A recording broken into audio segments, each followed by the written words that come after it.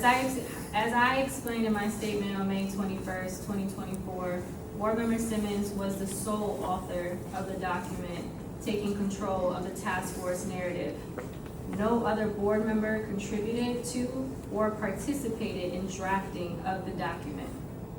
The superintendent and her staff did not contribute or participate in drafting of that document. While Board Member Simmons has said that there were other stakeholders and contributors, he has refused to say who they are. We have no evidence that there were others. I am personally disappointed in Mr. Simmons' creation of the document and how he has handled this situation publicly.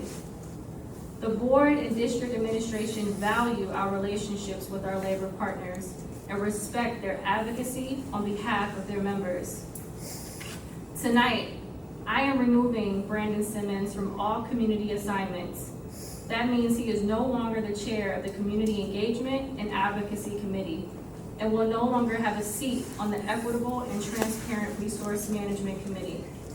The Board of Education is committed to making all communications regarding the task force between the Board of Education members and board employees available in response to public records requests that have been made. Unfortunately, Board Member Simmons has not been cooperative.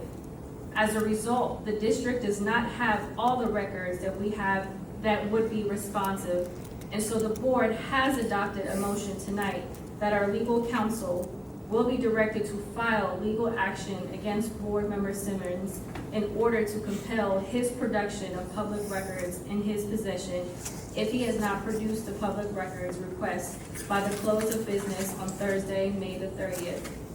To be clear, the work of the task force is directed by the superintendent at the request of the Board of Education.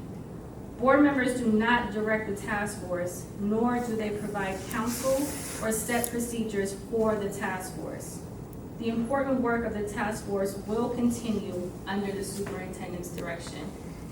And I want to be very clear that regardless of what has transpired in the past couple of weeks, this board remains committed to the 46,000 students of this district, this community. Our students who are graduating this week. This should have been about them. We shouldn't be here tonight talking about this. And so to our students and our families, on behalf of this board, we apologize because this is not about us, this is about you. And so at the end of the day, I want to ensure to our community, as my colleagues have said, we remain committed to this community, we remain committed to this process, because at the end of the day, it's not about any one of 7 of us up here. It's about the 46,000 students in this district, the students that are graduating this weekend.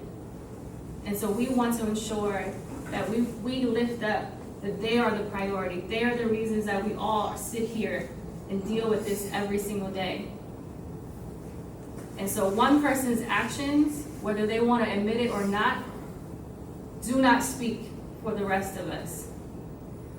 So after tonight, we will continue to provide whatever additional information we can provide, but I'm done personally talking about this.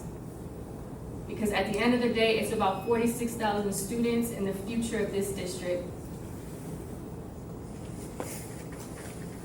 At this time, I'll ask for a motion to adjourn. Motion to adjourn. Is there a second? Second.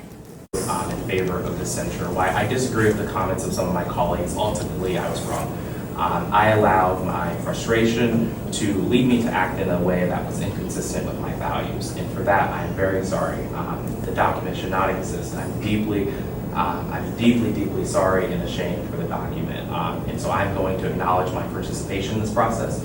I'm going to acknowledge my wrongdoing, and I will say I think it's unfortunate that there are maybe other folks here at this table who are not willing to acknowledge their participation in this process, no matter how big or small it may have been. But I'm willing to do that. I'm willing to stand up and say I was wrong. I made a mistake. I acted in a way which was not in line with my values. And so today I will be voting yes on the censure because it's the right thing to do. Thank you, Board.